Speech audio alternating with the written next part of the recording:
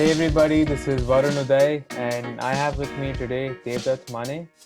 Dev comes with an experience of about 14 years of marketing enterprise software, working with companies such as Campus Management, Talisma, and Exotel. Hey Dev, welcome to my podcast and thank you so much for being here. Hi, Varun. Thanks for having me. Great talking to you. Thank you, Dev. So let's talk about what an enterprise is, like how a company would generally define an enterprise and how different it is to market to enterprise customers. Right.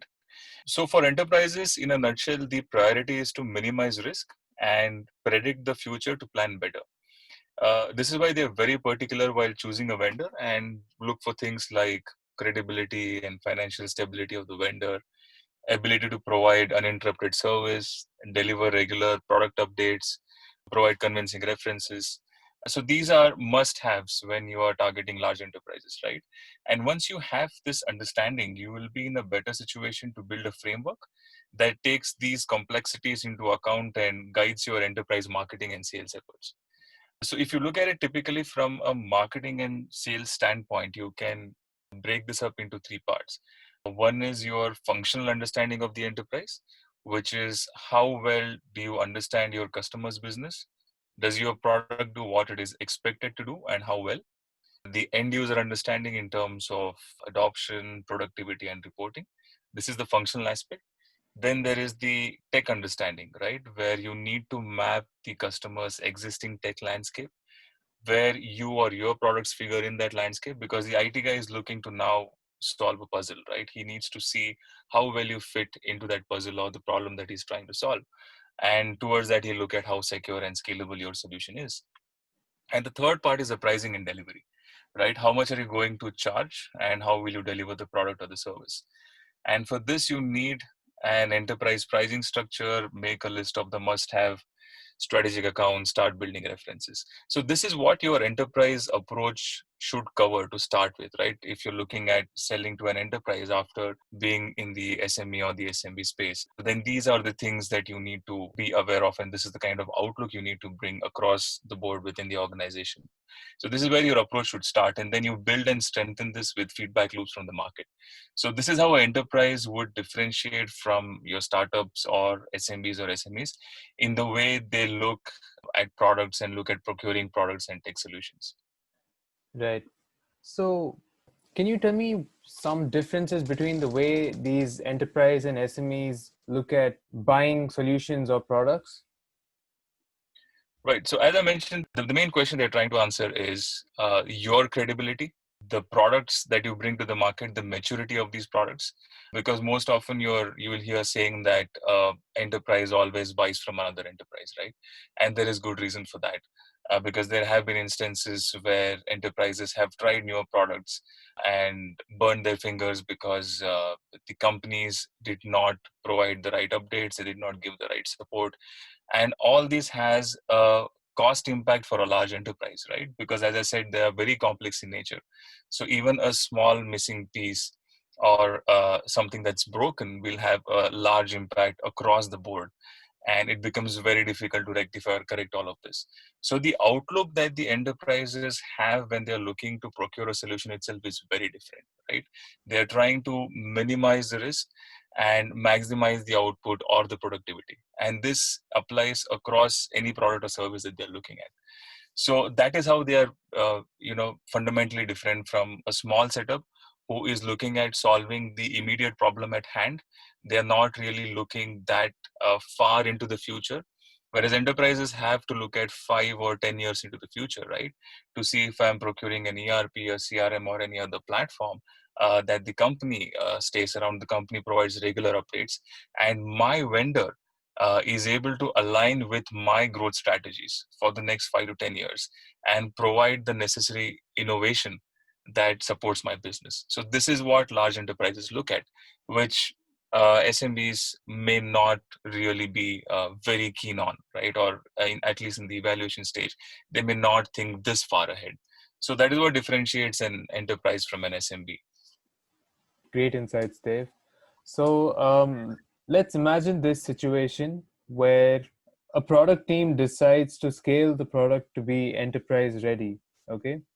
So, in this situation, how much say does a marketing team have or should have, in your opinion?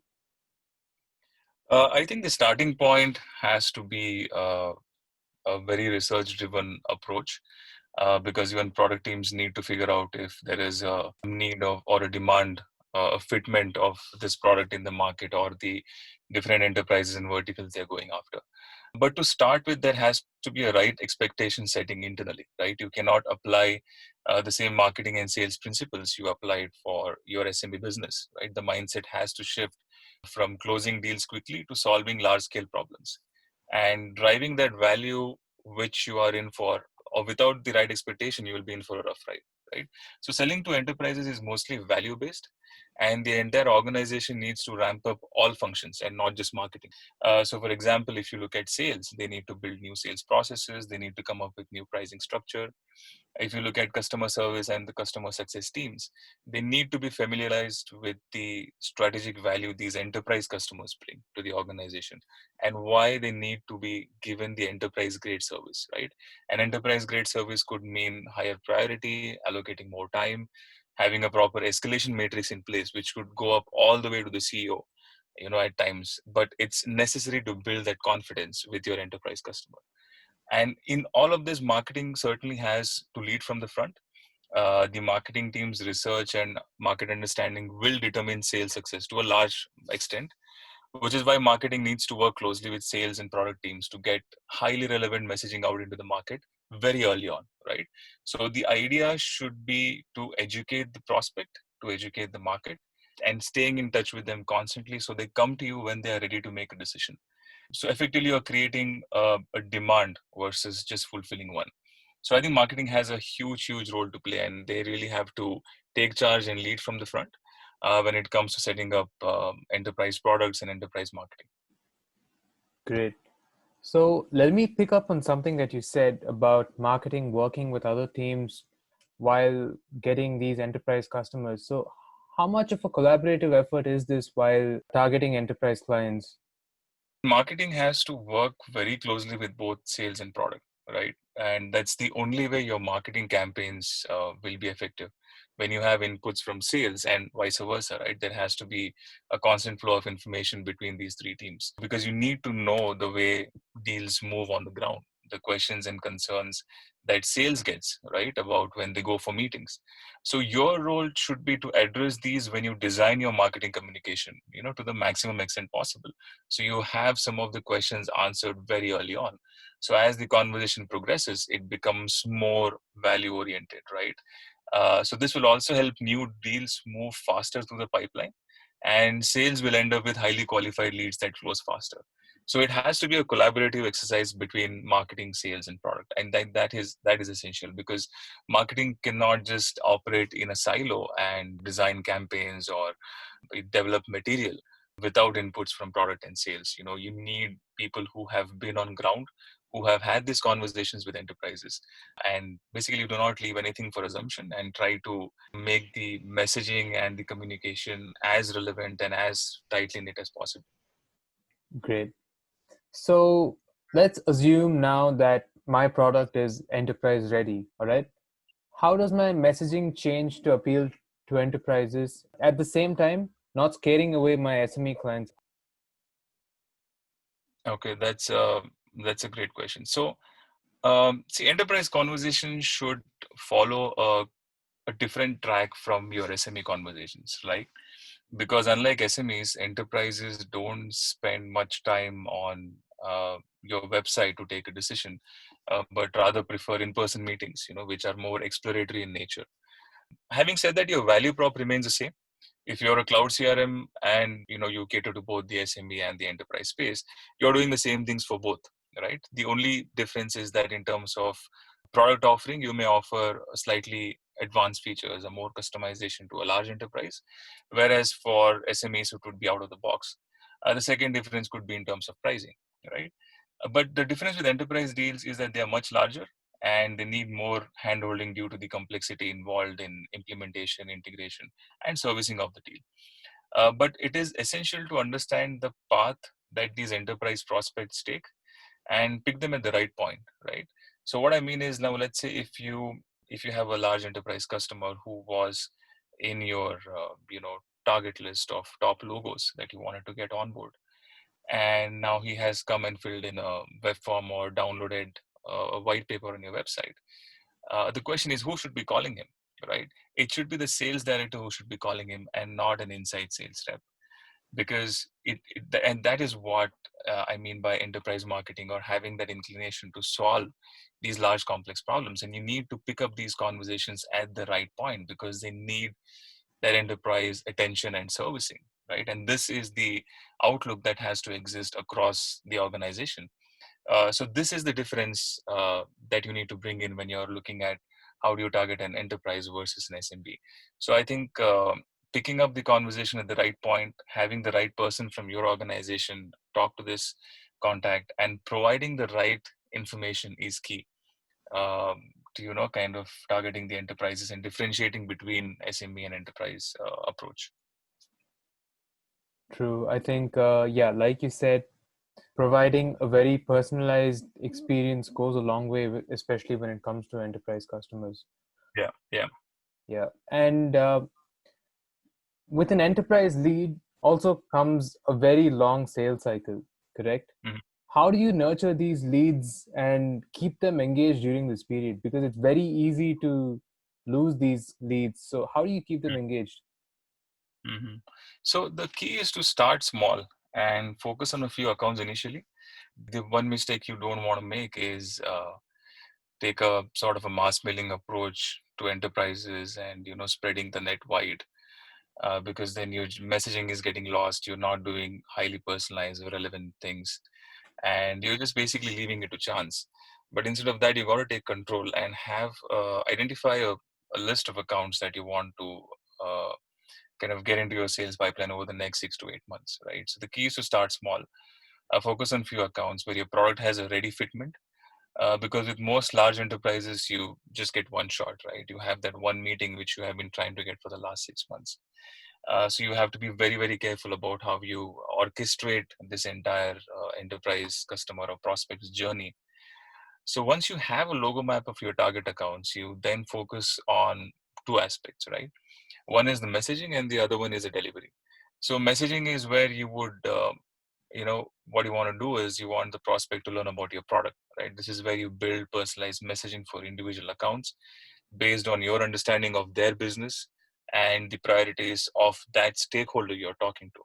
So let's say your product caters to both banks and e-commerce companies, right? But you cannot afford to have the same messaging. It'll be totally out of sync.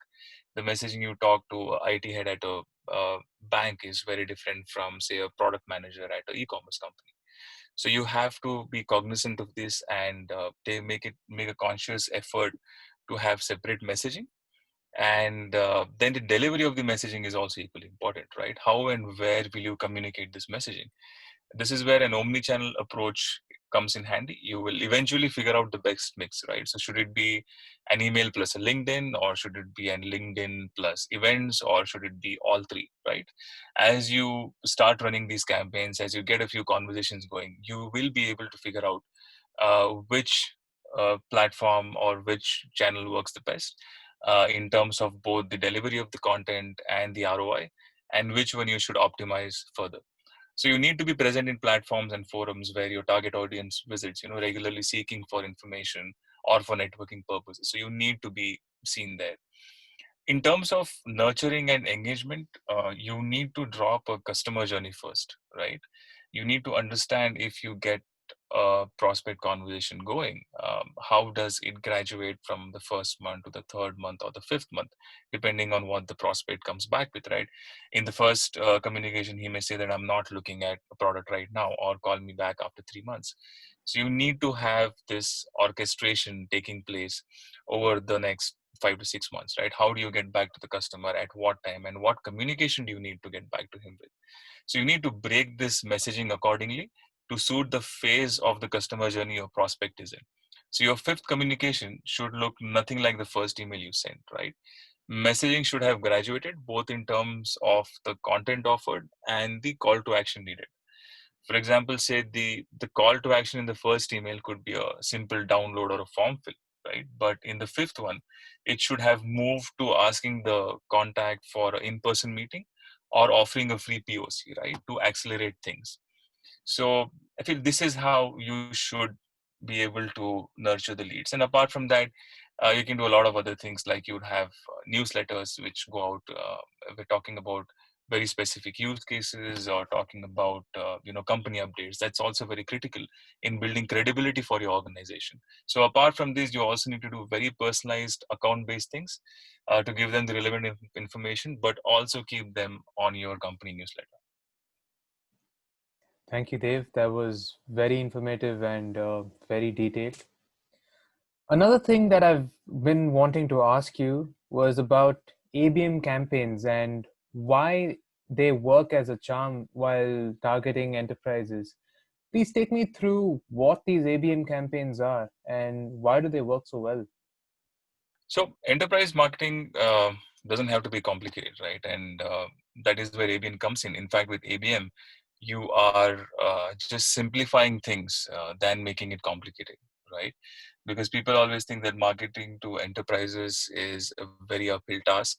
But I think with the right approach, which typically an ABM brings in, right? Because an ABM means that you are targeting an account after learning everything about their business, after learning everything about the priorities of the stakeholder you're talking to. So you are going into the conversation in a more knowledgeable and educated manner, right? You're not just randomly talking about a product or a service that you have, but you're telling this customer or the prospect in the very first conversation how you're going to add value that will drive growth for them, right?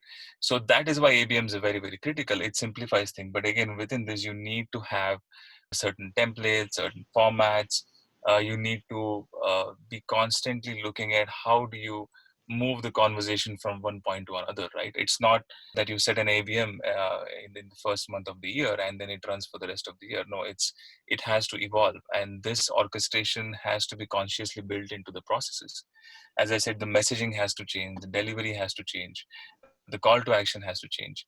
But by and large, once you get into the rhythm of doing this, you will get an idea of exactly what your prospect is looking at. What is it that you need to do to accelerate a particular conversation?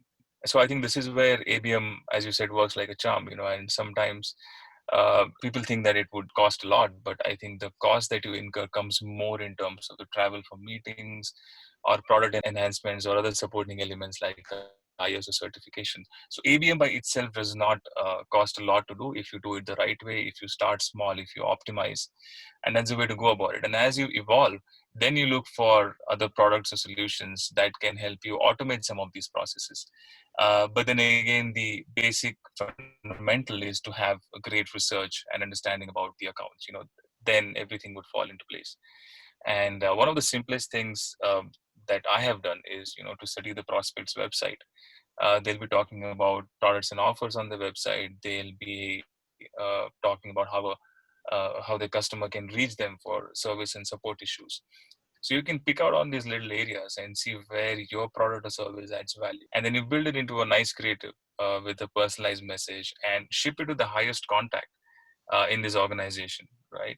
And then you'll see that it works really well. At least I've had a very good experience with this very simple approach. You take a screenshot of a website, you call out the things or areas where you will add value or your product will add value, and then you have something sent in a physical format. So this is sitting on the desk of the highest point of contact that in the organization, and he would ask his peers or his team members to look up and say, hey, go and see what these guys are doing. And that is how the word spreads. So that's a very cost effective way of doing things. And this is just one example. There could be a number of things that you can try. But with ABM, you have to be innovative. You have to constantly figure out new ways to get the attention, to be seen in the right places, and to effectively communicate this message. So I think that is where ABM works really well. That was very interesting. Thank you for that. So let me wrap this up by asking you who your favorite marketers are and some marketing books that you'd recommend people to read. Sure. So I have been following Seth Godin for a very long time. I think since 2006 and 7. So I used to subscribe to his mailing list and used to get daily newsletters. So I think he is a good authority on marketing, and he keeps things very relevant and up to date, right?